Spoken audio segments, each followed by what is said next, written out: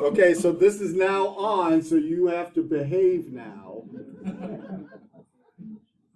All right. You didn't say that was part of it. That I said.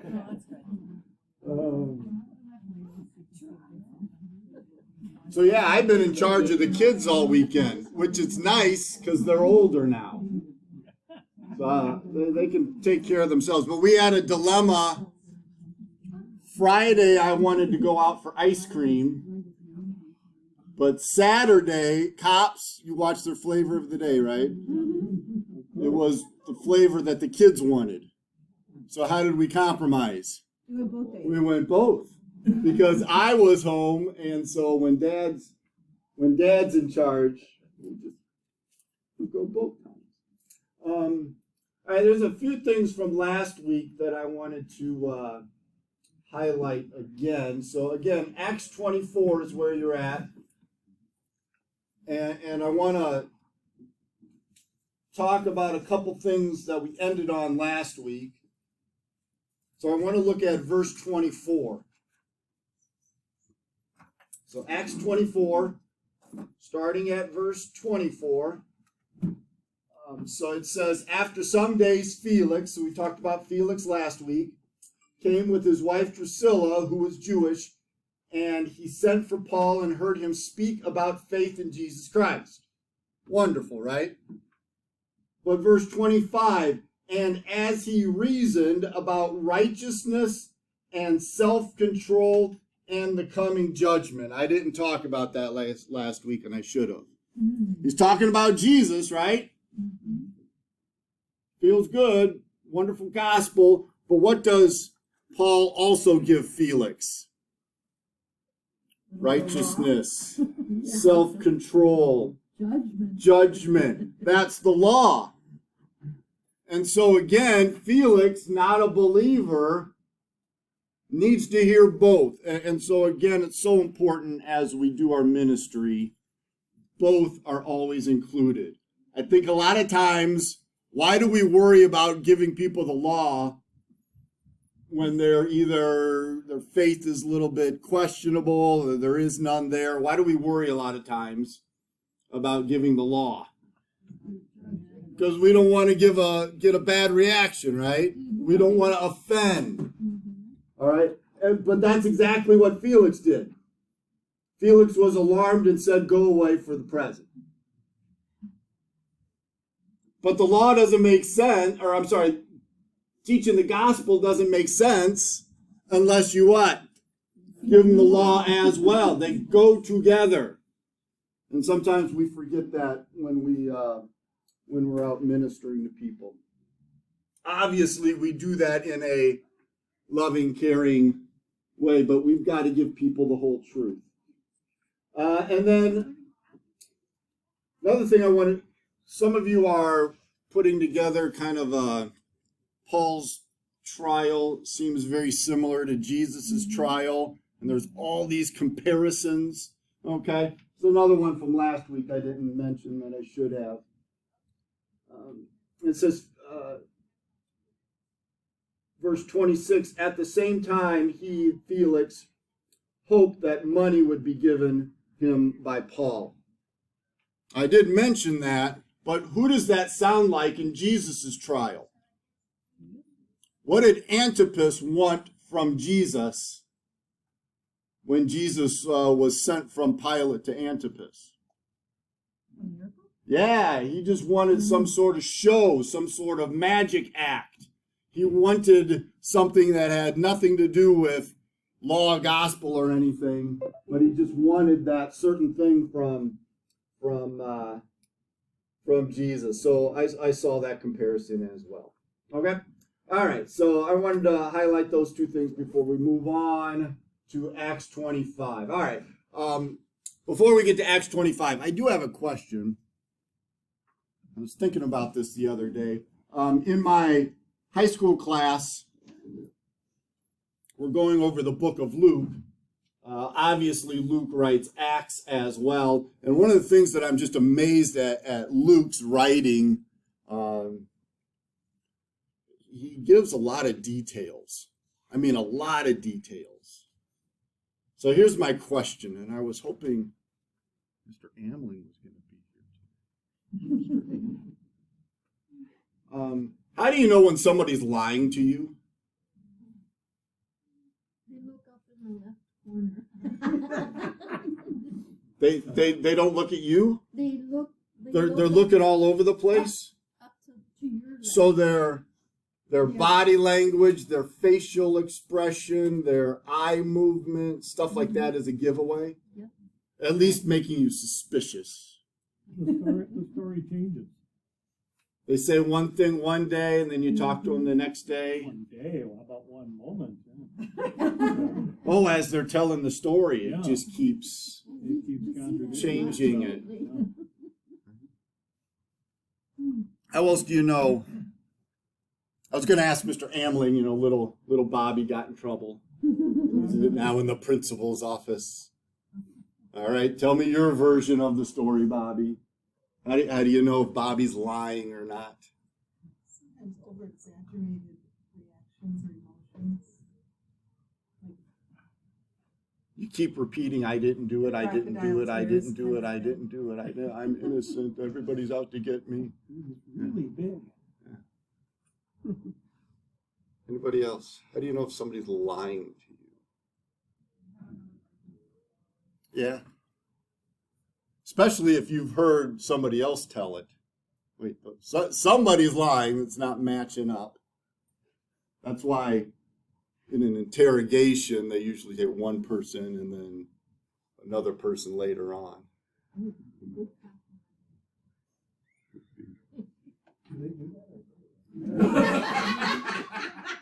thought I should say that. Sometimes you can tell someone's lying when they're really, really vague. They give almost no details. They say stuff like, yeah, this one dude over there at that other place. They're not really giving much information, okay? And so I was thinking about that with Luke. How do we know that Luke is giving us the truth? Okay, he's not just making up these stories. He's giving us a bunch of details, right? Dates, people, places, and even when we were talking about Paul's transfer from Jerusalem to Caesarea, how many details did he give? He was talking about how many troops there were and all of the horses and where they went, and then another group took them all the way to Caesarea. He didn't just say, and they took Paul from Jerusalem to Caesarea. He gave a tremendous amount of details. What can someone who is skeptical do with all those details? Research them. And then call them out on not being accurate. And what we're seeing in this early stages of the church, how many people were skeptical of what the church was all about? We got a lot of them, right? And what could they have done easily if these things were not true? Researched it and made it public that all of this stuff, or most of this stuff, is lies. Okay? So the details really help us understand that Paul, or Luke talking about Paul, this is not a bunch of lies. It's truth. Okay?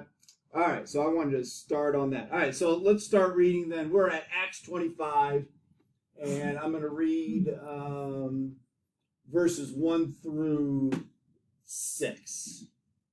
Okay? All right, it says, now 3 days after Festus, so Felix is gone. Okay, Festus is the new governor. Festus is the new proconsul. Had arrived in the province. He went up to Jerusalem from Caesarea. And the chief priests and the principal men of the Jews laid out their case against Paul, and they urged him, asking as a favor against Paul that he summoned him in Jerusalem, because they were planning an ambush to kill him on the way. Festus replied that Paul was being kept at Caesarea, and that he himself intended to go there shortly. So said he, let the men of authority among you go down with me, and if there is anything wrong about the man, let them bring charges against him. After he stayed among them not more than 8 or 10 days, he went down to Caesarea, and the next day he took his seat on the tribunal and ordered Paul to be brought. All right, so what does the new guy do? Festus. He wants to make nice with the locals, so he's not just going to go to Caesarea, where the government office is. All right, he's going to go to Jerusalem and kind of meet with the Jewish leaders. And what do the Jewish leaders want from the new guy, Festus? That Paul dude who's in house arrest in Caesarea, bring him back to Jerusalem. What are they going to do? They want to set up an ambush. How long has Paul been in house arrest in Caesarea? What did we say last week? 2 years. Now, I've held a grudge against people. 2 years? But it's even longer than that. How long had the Jews in Ephesus wanted to kill Paul?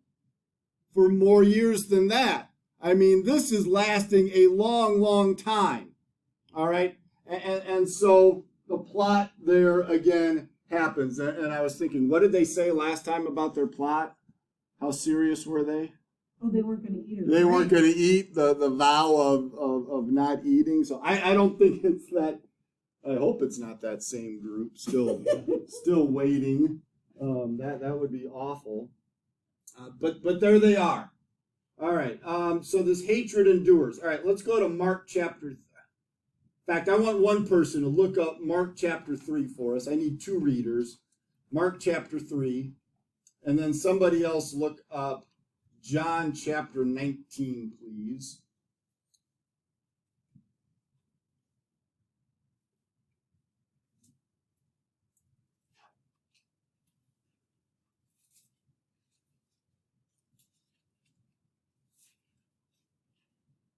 All right, so if we're going to have someone read Mark chapter 3, verse 6 for us. Then the Pharisees went out and began to plot with the Herodians how they might kill Jesus. The Pharisees were plotting with who? The Herodians. Do Pharisees and the people of Herod get along with each other? Not at all. Mortal enemies. What does this say about the hatred of Jesus? These folks are willing to get along with whoever. These folks are willing to do whatever it takes to kill Jesus.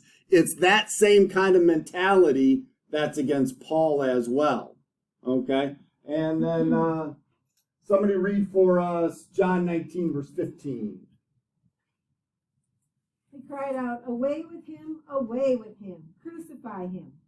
Pilate said to them, "Shall I crucify your king?" The chief priests answered, "We have no king but Caesar." Did you catch that? Jewish people saying what about Caesar? That they will say anything, do anything to get what they want. What does this tell us about the mentality? They will not be satisfied until Jesus is dead. How many times did Pilate try to compromise? Several times. And we're not going to be satisfied till he's dead. Are these people going to compromise or be satisfied until Paul's dead? No, not at all. And it makes me think about our Christian church a lot of times. Pastor, if you didn't go to the 8 o'clock service, Pastor talked about the culture. What does the Christian church like to do a lot of times with the culture?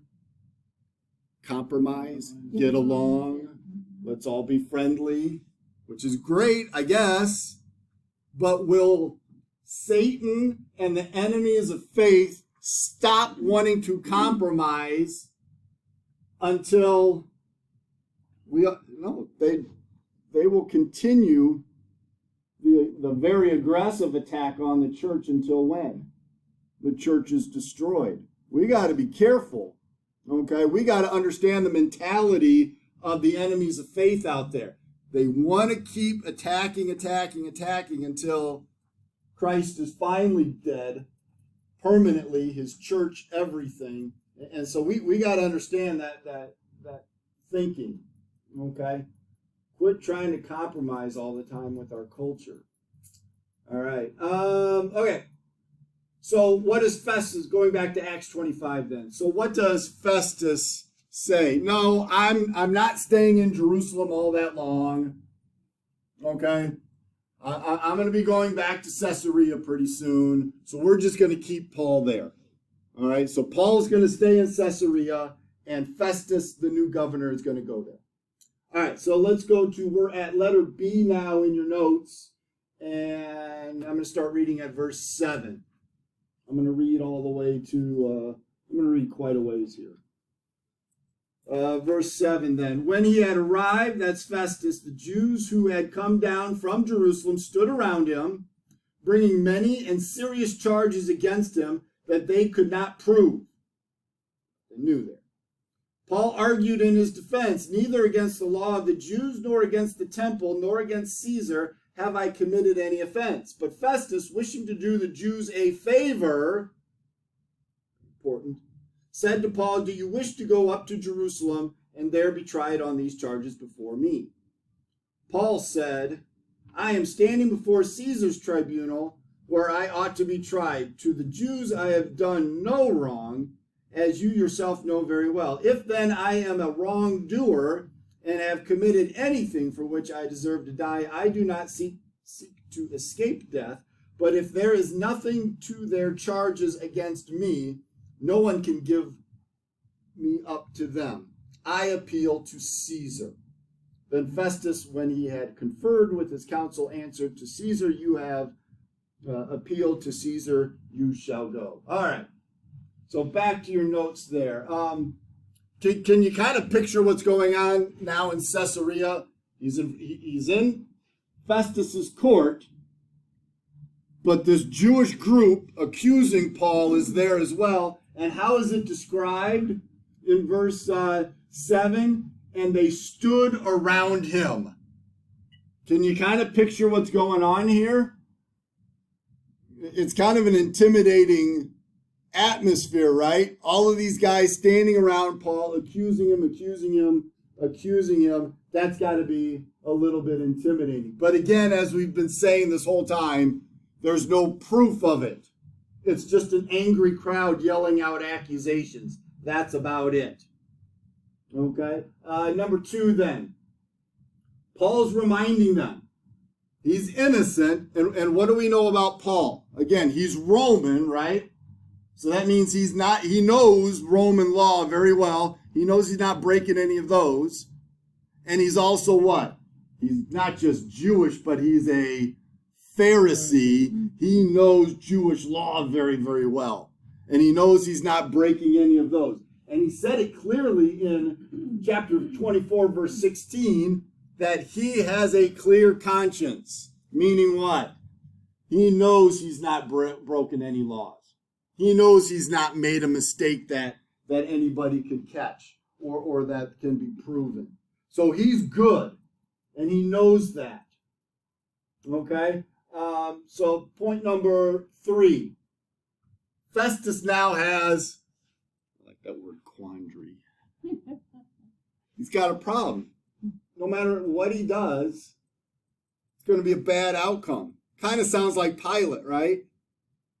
Pilate lets Jesus go, crowd's going to go crazy. If Pilate kills Jesus, he just killed an innocent man, he's going to be in trouble with Caesar. No matter what he does, Festus is in that same predicament. Should I release Paul? Should I have Paul executed? No. So what does he do? He tries to do kind of like Pilate. Well,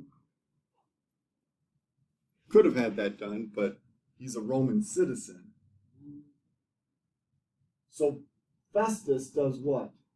He tries to push the problem elsewhere. Okay? To Jerusalem. All right?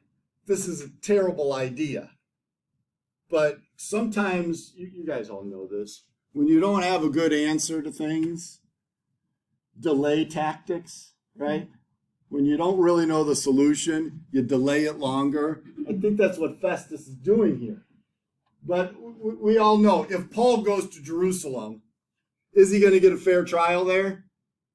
Absolutely not. In fact, it's going to be a disaster. But Paul knows, Paul knows no matter where he goes, if he goes to Jerusalem, that's going to be terrible. If he stays in Caesarea, that's going to be terrible. Because he's just going to sit there in jail for however many more years. Okay? So Paul does the smart thing here. Point number 5. Paul knows, I'm not going to get justice in Caesarea. I'm not going to get justice in Jerusalem. I appeal to Caesar, which he has every right as a Roman to do. Okay, so this is a normal, an appeal.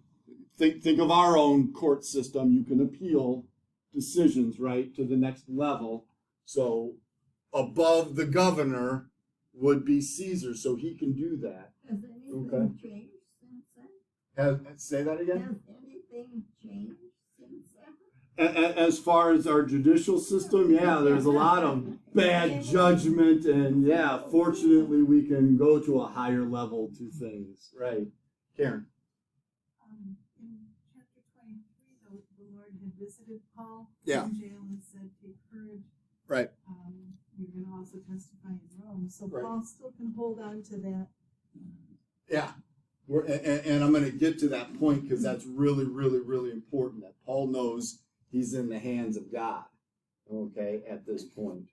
And it looks like in Acts, they have not yet learned the fine art of plea bargaining. Explain. You just reduce the charge, call him guilty on something less, and Boy, be done with this. That is what Pilate wanted, right? With Jesus, we'll just whip the guy. Yeah. Mm-hmm. The crowd will not be satisfied until he's dead. Okay? Can we just pay for his relief? No, they won't be satisfied until he's dead. So, yeah, you would think they could do something like that, but that's not what the crowd wants. And again, the Roman officials, I don't want to make this crowd too easy, too upset. Festus, the new guy, doesn't want to make this crowd too upset. Okay. Again, what is the goal of a Roman official? Keep the peace, right? Right. And Pilate, what was his method of keeping the peace before Jesus' trial? Just slaughter a bunch of Jews.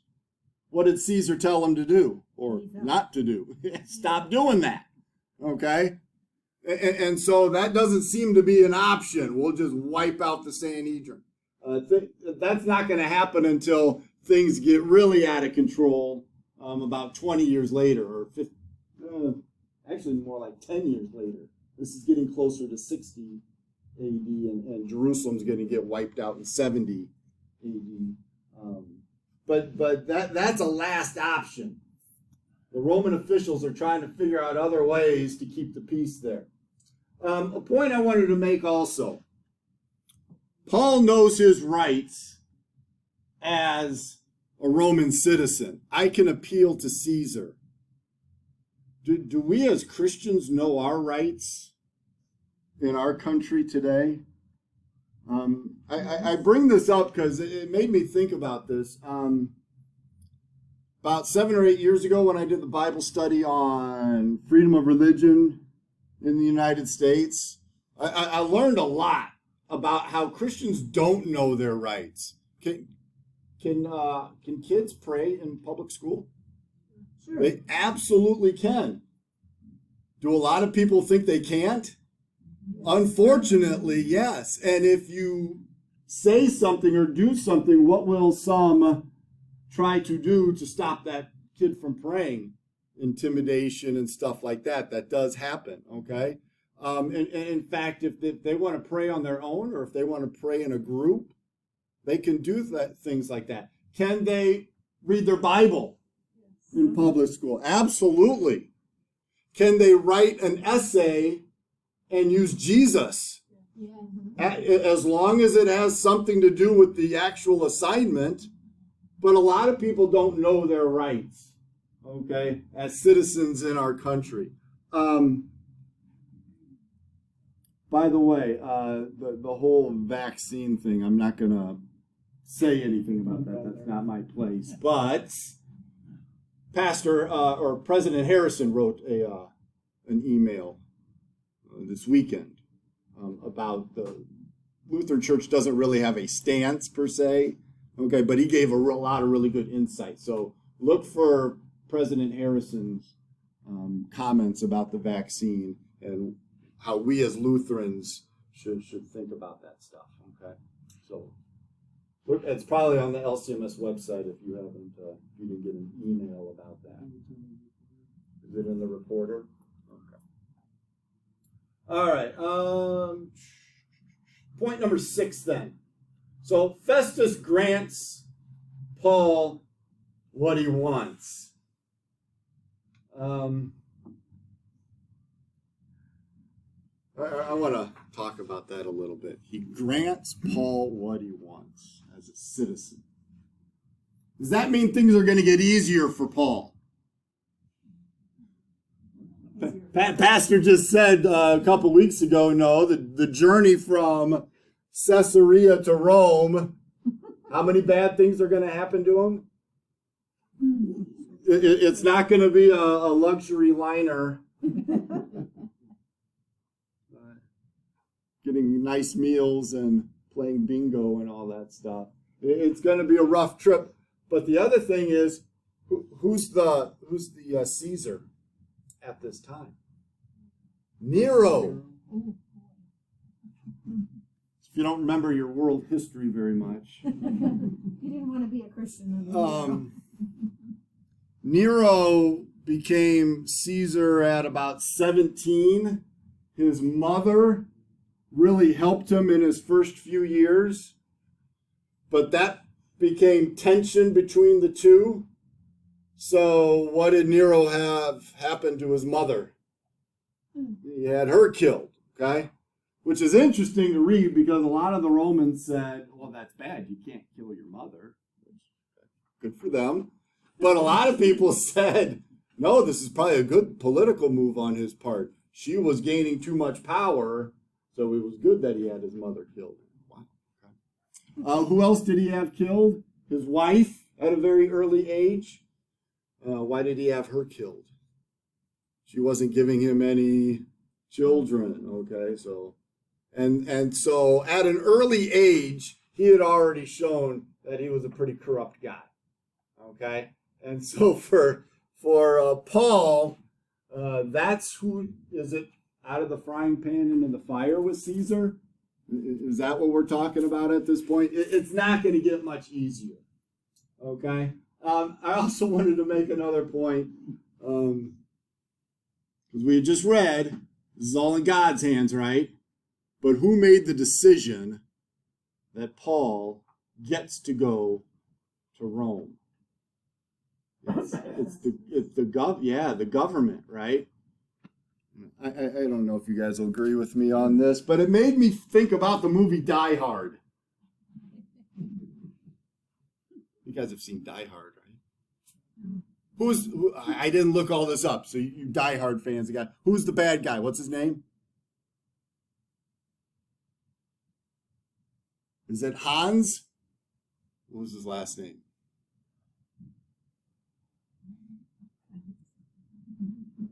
I want to say Gruber, but we'll go with that. Hans Gruber. I think I'm right. I don't know. Did you look it up? Yeah. I'm good? Good. I'm still, I don't look things up like I should. Is that a guess? No, wait, what was the tower called that they broke into?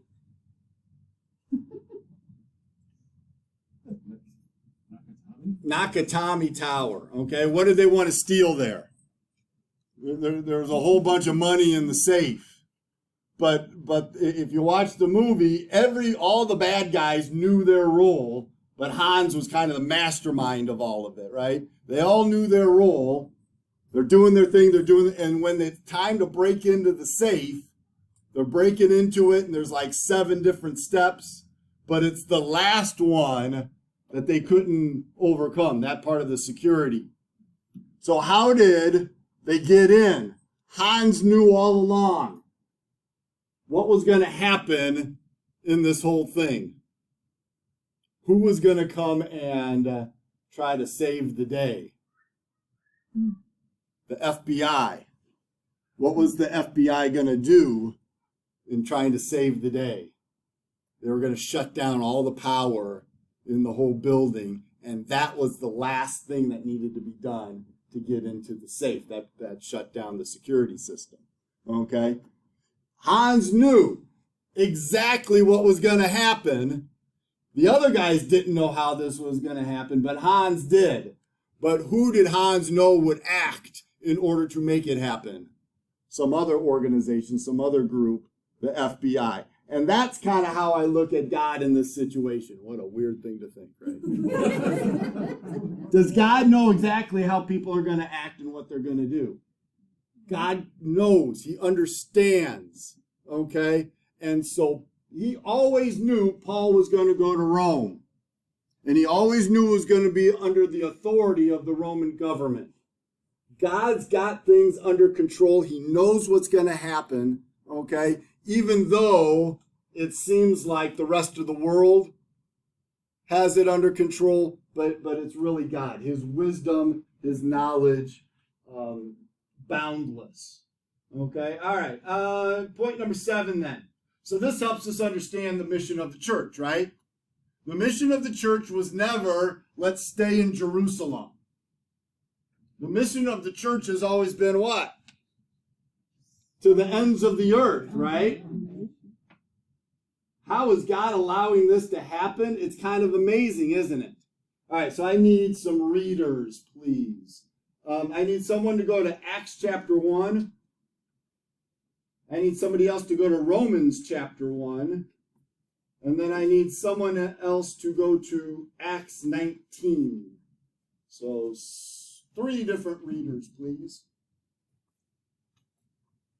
So, again, I'm studying with my students Luke. Where does Luke's gospel begin? What place? Anybody know? The temple in Jerusalem. The temple is God. That's Jesus, right? But what is Luke's whole point of his gospel and even the book of Acts? It's the growth and the spread of the kingdom. What does Jesus call himself? He is the kingdom. It's the growth and the spread of Jesus everywhere. Okay? Somebody read for us. Acts 1 verse 8. And you will receive power when the Holy Spirit comes on you, and you will be my witnesses in Jerusalem, in all of Judea and Samaria, and to the ends of the earth. To the ends of the earth. God knows exactly where the law and gospel is going to go. Everywhere. Somebody, Romans chapter 1, verses 8 through 15. This person's got several verses. First, I thank my God through Jesus Christ for all of you, because your faith is being reported all over the world. God, whom I serve in my spirit in preaching the gospel of his Son, is my witness how constantly I remember you in my prayers at all times. And I pray that now at last, by God's will, the way may be open for me to come to you. I long to see you so that I may impart to you some spiritual gift to make you strong.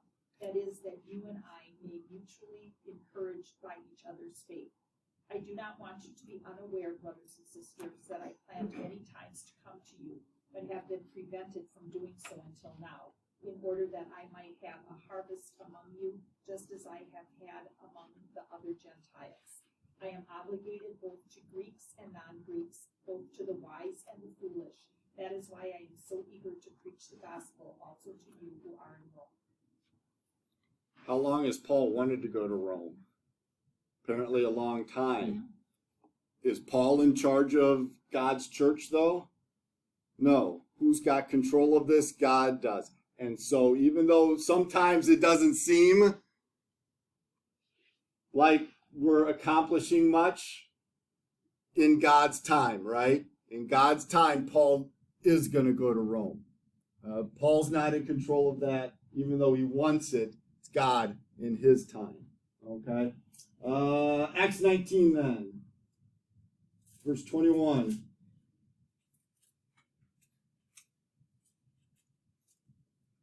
Somebody. Now after these events, Paul resolved in the Spirit to pass through Macedonia and Achaia and go to Jerusalem, saying, after I've been there, I must also go to Rome. I must also. Okay. Paul understands, as you and I understand, all right, the message needs to go to the whole world. It doesn't just stay in one place. And what better way to get it out to the whole world than to go to Rome? So there goes Paul, okay, understanding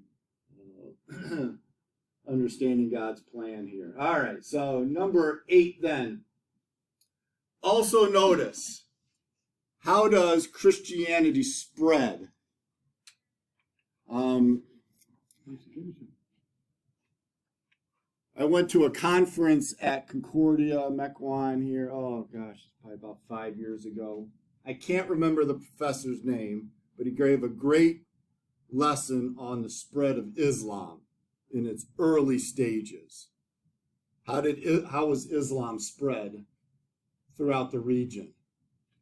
Threats and violence. Okay? You're either on board with us or, okay? We don't see that in Christianity at all. All right? What we see in its early stages in the book of Acts here is simply teaching the truth. And by God's power, people going where they need to go. And so it's just a very, very different way to do things. So providence. All right, so I got 3 more Bible passages for you guys to look up. So if somebody could look up John 19 for us, please. It also is true that it's persecution. Right. Because that makes you stronger. No, it makes people move. Well, we were talking about that. Yeah. With the somebody else look up Genesis 45, and somebody else look up Daniel 5. Yeah, we were talking about that. That when the Babylonians destroyed Jerusalem, some people were taken captive, but a lot of people just did what? They just left. I'm going to go live in Egypt. I'm going to go live up here in Asia. I'm going to, and when Jerusalem was reopened, what did a lot of people say? I'm pretty comfortable here in Egypt. Okay, I'm pretty comfortable where I'm staying, where I'm living. Okay, so Judaism spread, and so where did Paul go with his message? To all these synagogues, right?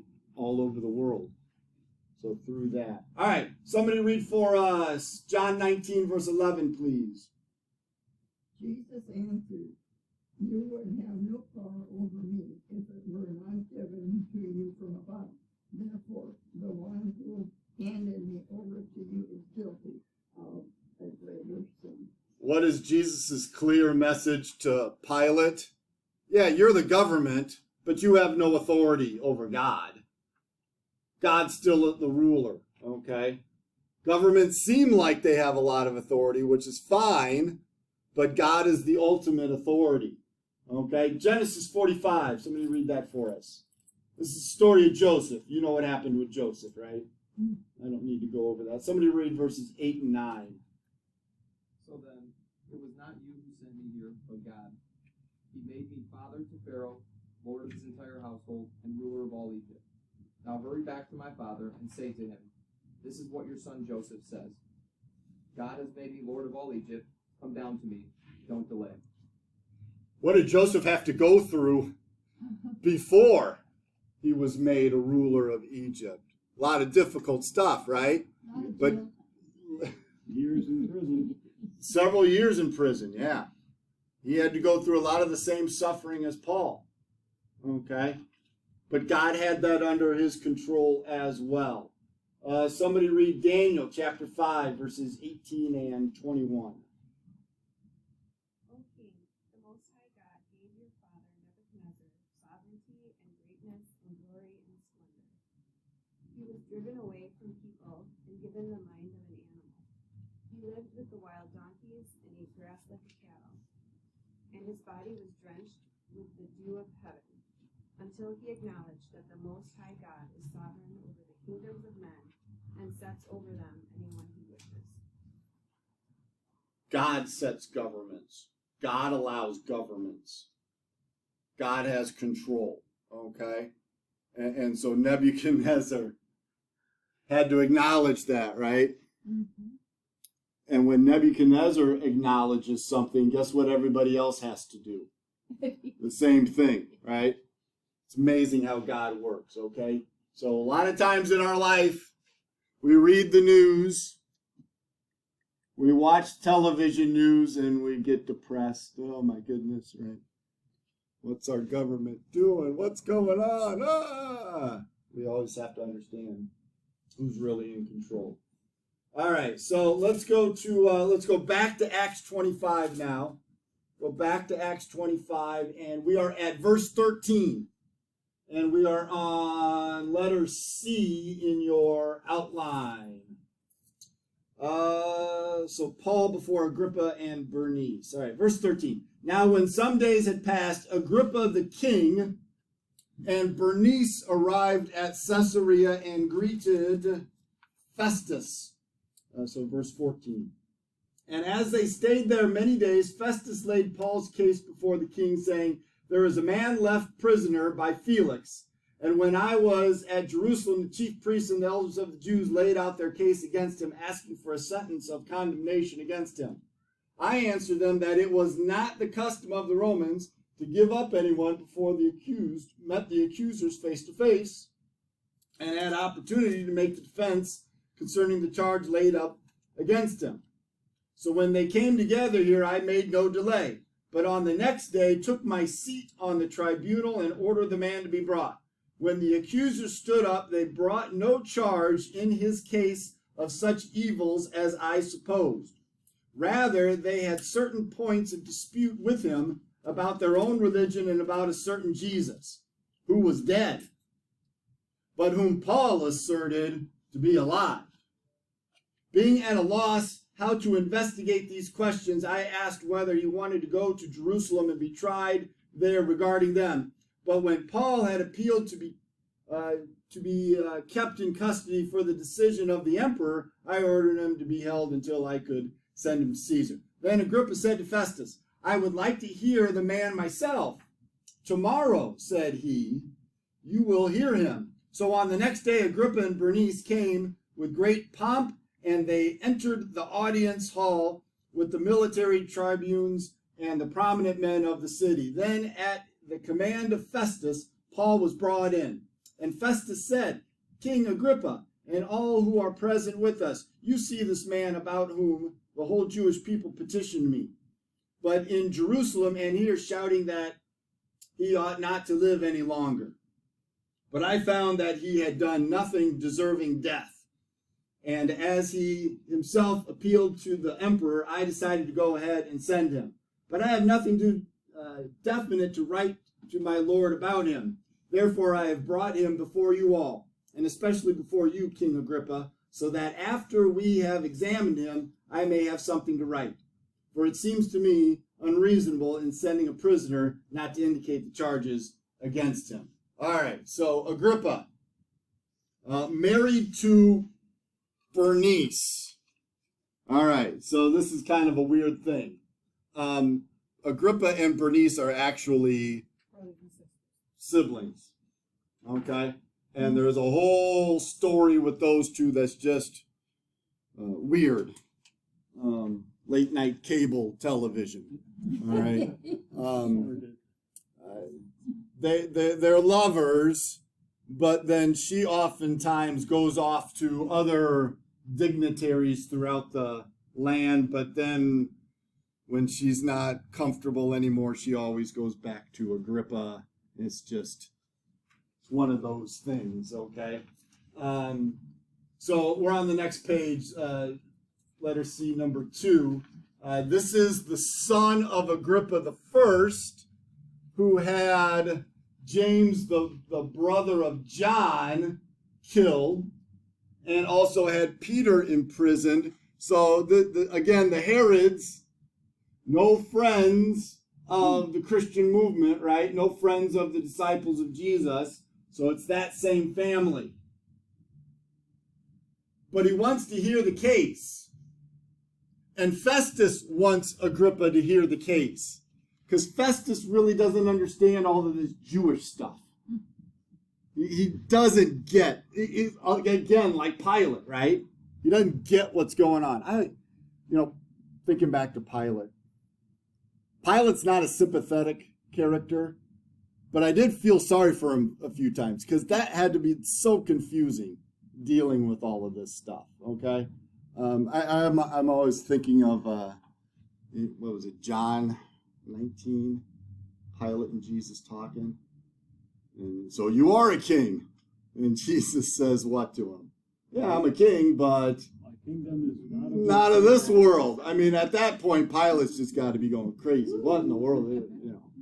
That's kind of Festus here. I don't get any of this. Okay? But Agrippa, being from that Herod line, he does get a lot of this stuff. Okay? So he's interested and he wants to hear the case.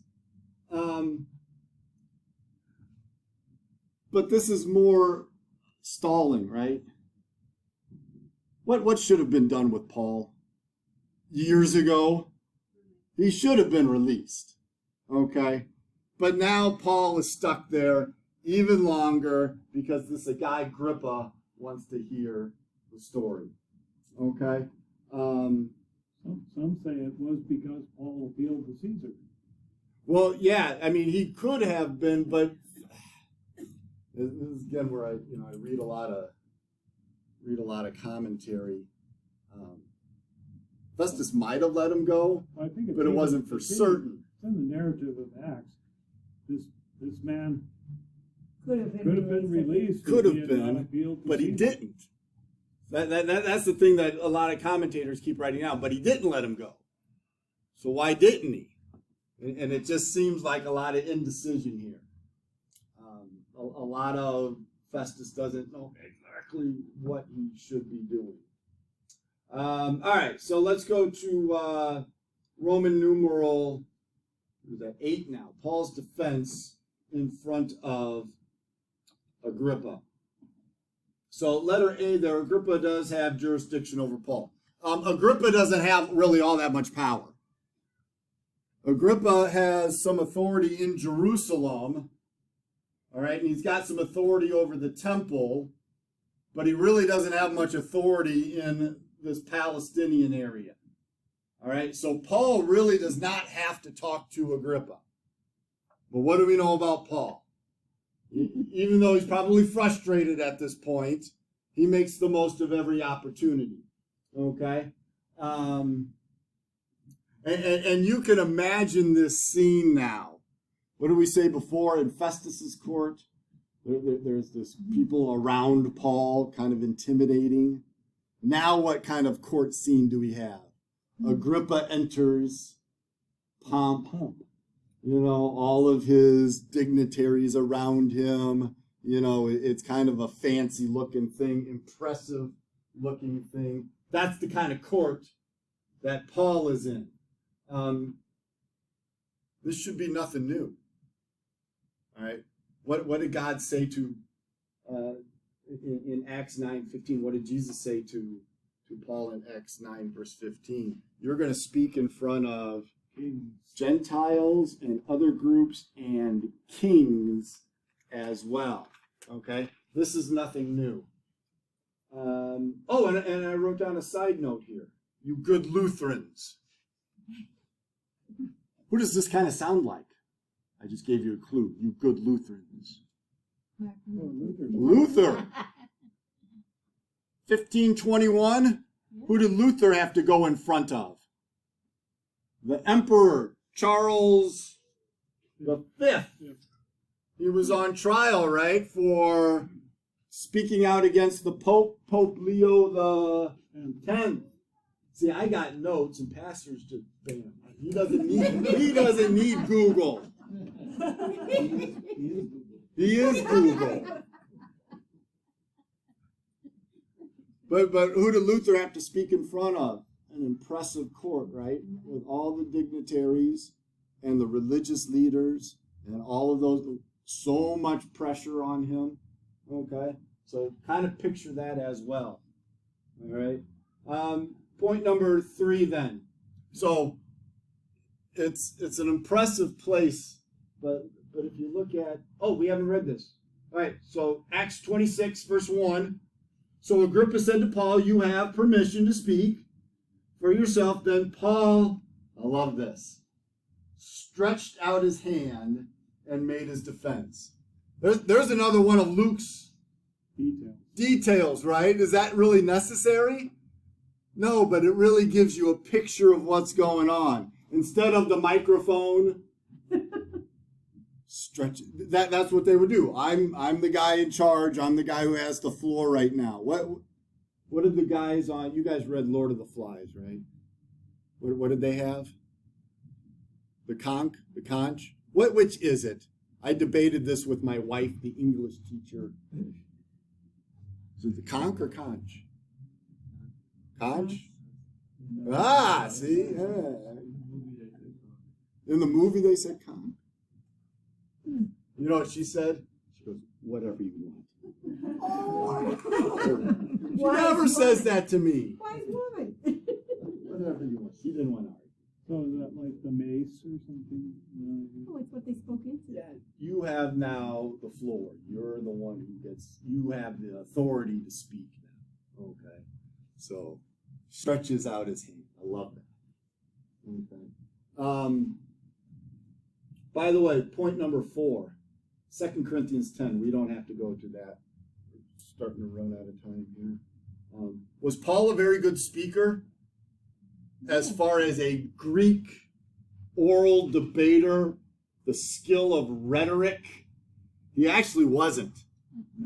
Okay. He's good enough, but what does Paul have on his side that allows him to speak with authority? He's got the truth. He's got the words of God. Okay? It's extremely important here. Do you and I have to be great speakers? Okay. No, not necessarily, right? We just have to have the truth. And that's part of the eternal debate as to what is Paul's thorn in the flesh. And that's one popular possibility, that he had a speech impediment. I've heard that. I mostly hear the eye thing, that he couldn't see very well. But yeah, the speaking, he wasn't that great at it. Not the Greeks were known for that, right? That was a very important skill that they would educate their kids with. Rhetoric. Oratory. Yeah. Paul didn't have that, apparently. Okay. Let's move on then. So point or letter B. And I want to read starting at verse 4. So we're at Acts 26, verse 4. My manner of life from my youth, spent from the beginning among my own nation and in Jerusalem, is known by all the Jews. They have known for a long time, if they are willing to testify, that according to the strictest party of the religion, I have lived as a Pharisee. And now I stand here on trial because of my hope in the promise made by God to our fathers, to which our 12 tribes hope to attain, as they earnestly worship night and day. And for this hope I am accused by Jews, O king. Why is it thought incredible by any of you that God raises the dead? I myself was convinced that I ought to do many things in opposing the name of Jesus of Nazareth, and I did so in Jerusalem. I not only locked up many of the saints in prison after receiving authority from the chief priests, but when they were put to death, I cast my vote against them. And I punished them often in all the synagogues and tried to make them blaspheme. And in the raging fury against them, I persecuted them even to foreign cities. All right, so we're starting to run out of time, and I want to make one quick point, and then we'll get back to this next week. Paul now is not really going to talk about what? He's not going to talk about uprisings or defiling the temple or any of those charges that were brought against him. Those things are dead and gone. There's no proof, and nobody seems to really have anything, evidence. So those issues aren't brought up at all. What does Paul make the opportunity for now? He's going to talk about the resurrection. He's going to talk about how the resurrection changed him. Okay, his is a dramatic, right? But it's dramatic for everybody, right? It's just, we didn't get the light from the sky, literally, but okay. But that's what Paul's going to focus on. He's going to make the most of this opportunity in Agrippa's court with all of these dignitaries to talk about the truth of Jesus before he's then sent off to Rome. Okay? So we'll end right there then, and we'll talk about that starting then next week. And next week we're going to talk a lot about Paul's his conversion story, because he's going to tell this story several times, and we want to look at not different version, but he gives a little bit of differences in each one. Okay? All right, so let's pray. Dear Lord, again, we thank you for opportunities. Help us to make the most of all of them. We also thank you that you are God and that life is about what you will. So help us to trust that, even though it seems like others have control, it's always you. So help us to thank and praise you each and every day. In your name we pray. Amen.